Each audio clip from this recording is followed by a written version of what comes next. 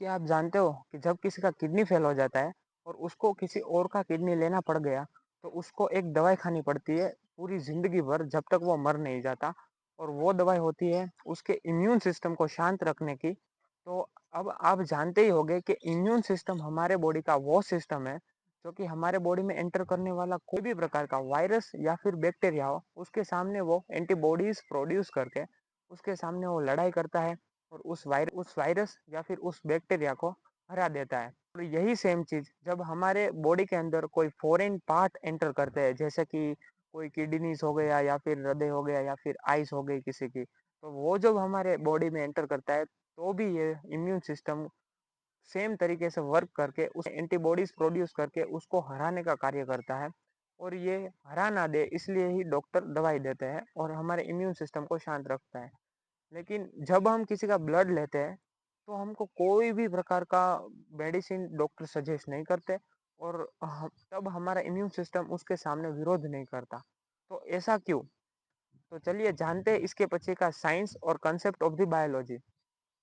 तो आप सब जानते ही होंगे कि हर एक व्यक्ति की एक अलग और यूनिक पहचान होती है और वो होती है उसका डीएनए। तो ये जो डीएनए है वो 99.9% लोगों में सेम होता है और 0.01% डीएनए सब में अलग अलग होता है। और ये जो 0.01% डीएनए डिफरेंट है, उसकी वजह से ही सब डिफरेंट टाइप के दिखते हैं और सबका बिहेवियर डिफरेंट टाइप का होता है। ये जो डीएनए है वो सेल के न्यूक्लियस में होता है, शेप ऑफ द क्रोमोसोम्स। और ये जो न्यूक्लियस है वो हमारे बॉडी का कोई भी सेल क्यों ना हो, कोई भी सेल क्यों ना हो, उसके अंदर वो न्यूक्लियस प्रेजेंट ही होता है। लेकिन एक ही सेल हमारे बॉडी में ऐसा है जो कि उसके अंदर न्यूक्लियस नहीं होता और वो है हमारा आरबीसी। तो ये जो न्यूक्लियस के अंदर बाउंडेड डीएनए है वो प्रोटीन सिंथेसिस के समय पे पूरा खुल जाता है और एक प्रोसेस होता है जिसमें डीएनए में से एमआरएनए बनता है, जिसको हम ट्रांसक्रिप्शन के नाम से भी जानते हैं।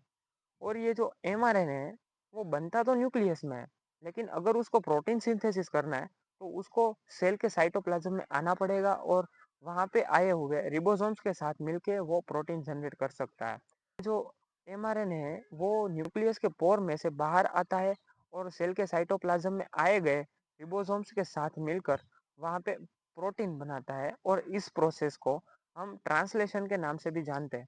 और ये दोनों प्रोसेस जिसमें डीएनए का ट्रांसक्रिप्शन होके एमआरएनए बनता है और एमआरएनए का ट्रांसलेशन होके प्रोटीन बनता है, इस दोनों प्रोसेस को कंबाइंडली हम सेंट्रल डोग्मा के कंसेप्ट के नाम से भी जानते हैं। और इसकी खोज फ्रांसिस क्रिक ने करी थी। अब ये जो लास्ट में प्रोटीन बनता है वो हमारे बॉडी में काम आता है जहां जहां भी उसका जरूर होता है। अब मान लो कि एक व्यक्ति ए है और एक व्यक्ति बी है, अब ये दोनों डिफरेंट है, तो ऑब्वियसली बात है उसका डीएनए भी दोनों का डिफरेंट होगा। और दोनों का डीएनए डिफरेंट होने की वजह से दोनों का प्रोटीन भी अलग ही जनरेट होगा। तो अब मान लो कि अनफॉर्चुनेटली व्यक्ति ए को व्यक्ति बी का कोई भी अंग, मान लो कि किडनी या फिर आइज या फिर हृदय लेना हो गया, तो हम यहाँ पे किडनी का एग्जांपल लेते हैं। तो अब मान लो कि व्यक्ति ए को व्यक्ति बी का किडनी लेना पड़ गया। तो अब आप सब लोग जानते ही होंगे कि जब व्यक्ति बी का किडनी है, व्यक्ति बी का सेल है, तो वो डिफरेंट टाइप का प्रोटीन जनरेट करेगा। अब ये किडनी व्यक्ति ए के शरीर में जब जाएगा, तो व्यक्ति ए के शरीर के अंदर जब अपना वो कार्य करना शुरू करेगा, तो व्यक्ति ए का इम्यून सिस्टम को पता चलेगा कि व्यक्ति बी का जो प्रोटीन है वो तो हमारे बॉडी से अलग है। तो इस सिचुएशन में व्यक्ति ए का इम्यून सिस्टम व्यक्ति बी के किडनी के सामने एंटीबॉडीज जनरेट करेगा और उसके सामने लड़ाई शुरू कर देगा, उसको पूरा का पूरा हराने का ट्राई करेगा और अंत में वो हरा भी देगा। ये इम्यून सिस्टम इस किडनी को हरा ना पाए, इसीलिए तो डॉक्टर दवाई सजेस्ट करते हैं और वो दवाई जो है वो हमारे इम्यून सिस्टम को शांत रखने का काम करती है। अब मान लो कि व्यक्ति ए को व्यक्ति बी का जब हमने ब्लड दिया, तो हमारा इम्यून सिस्टम कोई रिस्पॉन्स ही शो नहीं करता उसके सामने। ऐसा होता क्यों है? तो अब आप जानते ही होंगे कि व्यक्ति ए के शरीर के अंदर व्यक्ति बी का ब्लड जाएगा, तो अब आप जानते ही होंगे कि हमारे बॉडी के पूरे पूरे स्ट्रक्चर में से सिर्फ एक ही सेल ऐसा है जिसके अंदर उस न्यूक्लियस नहीं होता और वो है आरबीसी। अब जब न्यूक्लियस ही नहीं है तो उसके अंदर डीएनए भी नहीं होगा और जब डीएनए ही नहीं है तो प्रोटीन जनरेट ही नहीं होगा।